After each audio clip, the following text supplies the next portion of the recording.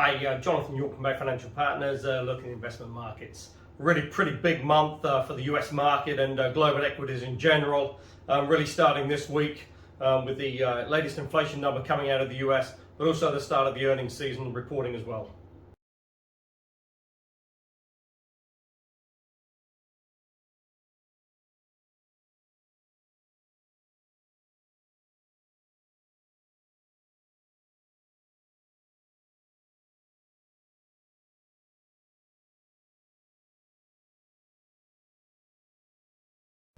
Now that comes on the back of a pretty reasonable jobs report. They were looking for around sort of 268,000 jobs created, came in at 372. So still a pretty robust jobs market, and that gives an average of just over 450,000 for the year.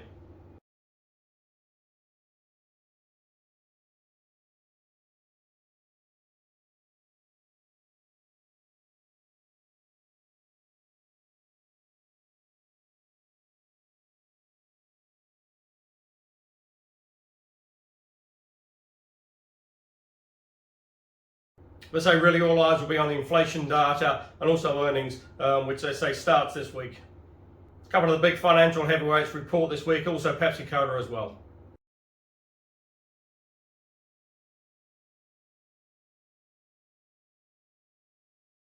Then we've got the Fed meeting as well. Most they still expect, with inflation still running pretty hot, and recent comments from Fed officials and Fed Chair Powell that the Fed will increase rates by at least 50 basis points, if not 75.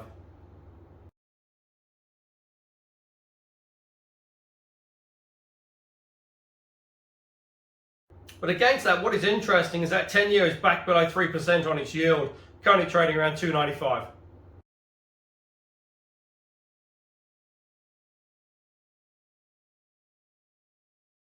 And against this backdrop, we still obviously got COVID, and it's interesting, hospitalizations in the US have now nearly doubled since May.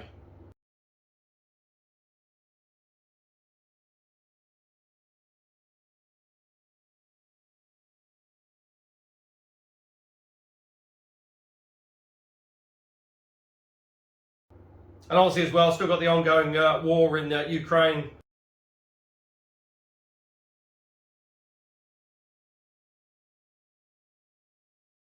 And again, the longer that drags on, it's just very embarrassing for President Putin, because really the might of the Russian war machine has really been brought to a halt by what is considered to be a relatively small country in Ukraine.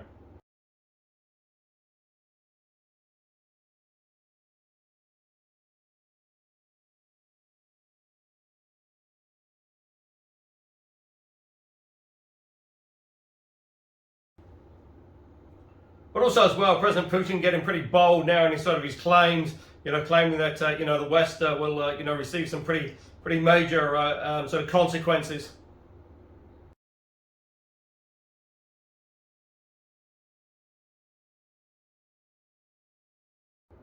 Also as well worth noting is that cryptos and Bitcoin in particular. Bitcoin last November was trading around $64,000.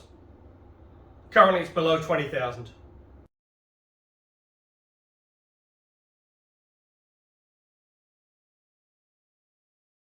And now starting to see a little bit of unraveling of some of those sort of crypto hedge funds and sort of crypto platforms. One in particular, Three Arrows, really does appear to be a bit of a mess, and it looks like their sort of leaders and founders have just gone missing.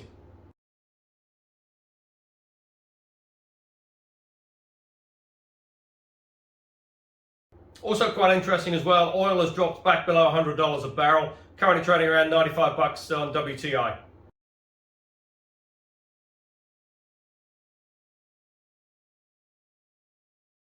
Now that's obviously on worries and fears that sort of global slowdown and potential recession, but also as well, on the flip side, that does take away some of the inflationary pressures out there.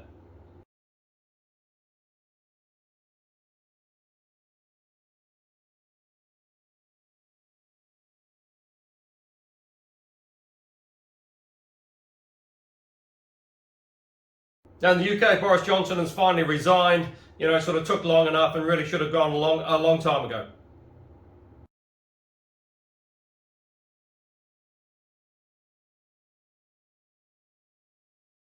But although he's resigned, he's still sort of remaining as acting Prime Minister until early September, when the new leader of the Conservative Party and then obviously the Prime Minister of the country will be announced.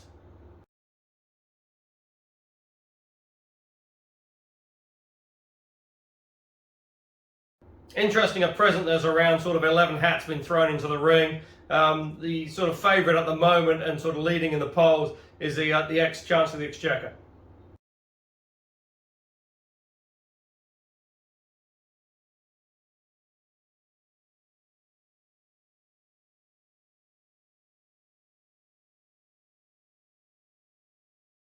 And just a sign as well of sort of how much sort of pent-up demand there is out there for travel. Heathrow has announced today that it would limit the number of people leaving the airport to 100,000 per day.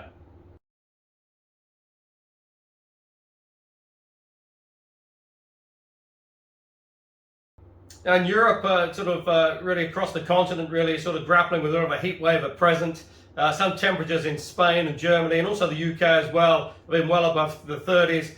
In Spain, actually, it's touched sort of above 40 degrees.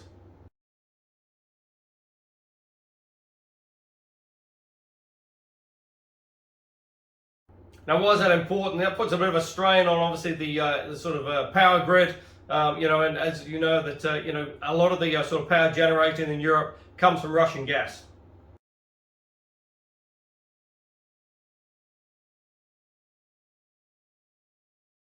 And ironically, the Russians have announced that there is some routine maintenance to be done on one of the gas pipes leading down to Germany, and that will be switched off for at least a couple of weeks.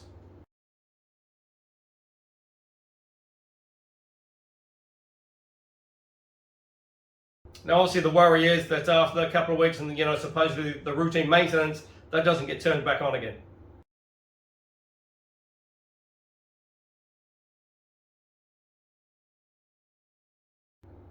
And in a even stranger twist, the German government has announced that they still intend to go ahead with the phasing out of nuclear power plants.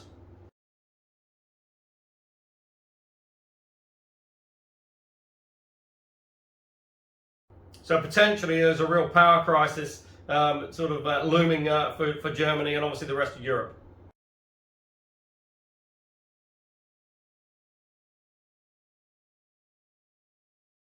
Now, Australia, certainly New South Wales, still grappling with those floods. It's really been hit pretty hard again. That's sort of the third time now in around sort of 3 to 4 months.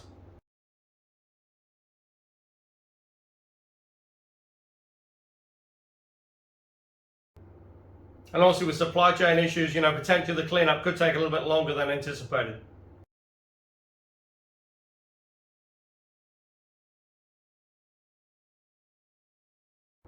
But still, the Australian economy looks in pretty reasonable shape, despite the sort of recent sort of rate rises from the Reserve Bank.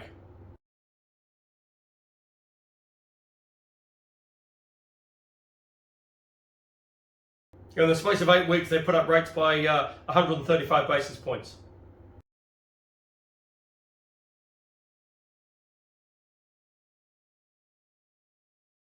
Which was certainly a lot more aggressive than sort of many analysts and economists first predicted.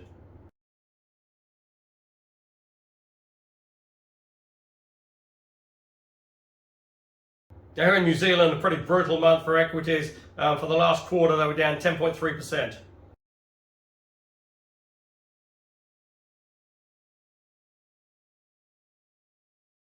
That's obviously on the back of the sort of increasing interest rates and that sort of rising inflation.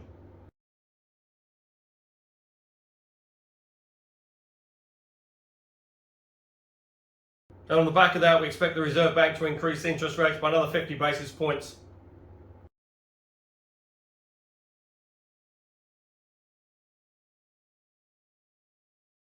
That'll take the OCR to 2.5%.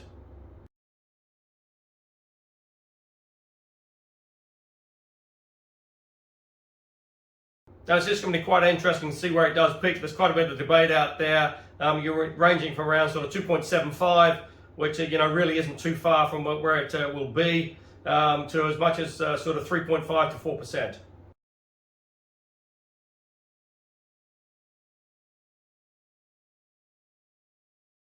Because certainly the economy is slowing, house prices are falling, and it really is getting pretty tough out there with this rising cost of living.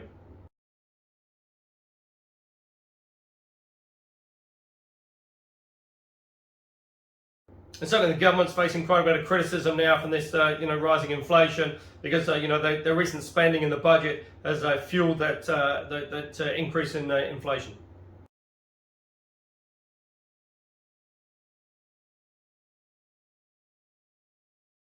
Also, as well, you've still got rising COVID rates as well. Hospitalizations are up as well. Over 100 people in the last week.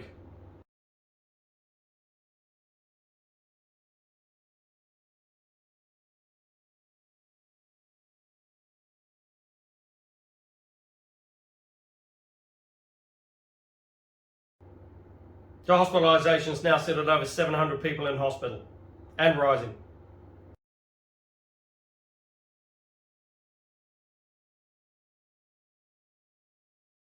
That's all in a health system that's really creaking at the seams and really struggling to cope.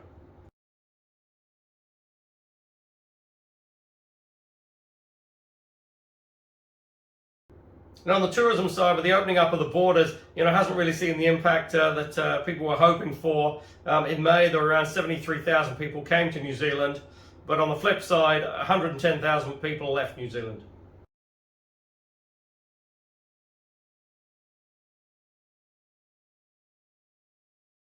So that's a net drain. Now, while obviously tourists do spend a little bit more money than maybe domestic, it's still numbers heading in the wrong direction.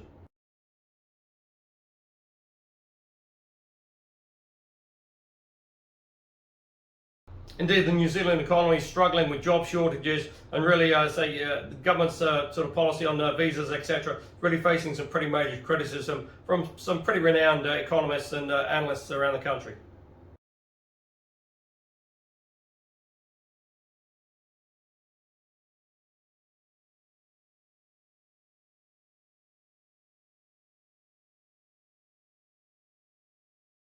Now, obviously, with interest rates rising, it is sort of helping savers a little bit in terms of sort of rates are creeping up a little bit on those sort of TDs. But if you are looking for income options, go to the website www.bayfinancialpartners.co.nz for lots of interesting articles. And we look forward to speaking to you soon.